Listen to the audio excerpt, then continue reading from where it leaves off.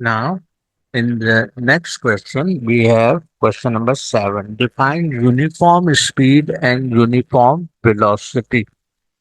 Now, you can see a picture in front of you. On it, it is written speed. A car is travel at the speed of 60 kilometer per hour. So, if anything having when we discuss the speed, we must know that it has no specific direction, इसकी कोई मखसूस direction नहीं होगी, इसलिए अपनी direction change करती रहेगी। लेकिन यहाँ पे हमें यूनिफॉर्म स्पीड के बारे में पढ़ना है। यूनिफॉर्म का मतलब एक जैसा टाइम चाहिए।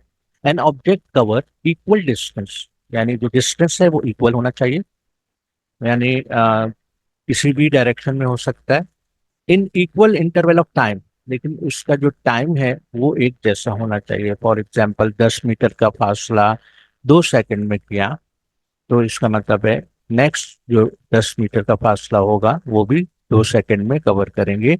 It is it speed is known as uniform speed. तब हम ऐसी स्पीड को यूनिफॉर्म स्पीड कहते हैं। तो आई होप मुझे उम्मीद है कि आपको समझ में आएगी। अब हम बात कर रहे हैं uniform velocity.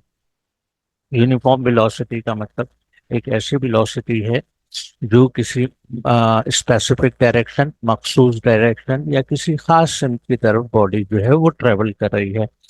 If a body is said to have uniform velocity, it cover equal distance in a particular direction, equal distance in equal interval of time in a particular direction।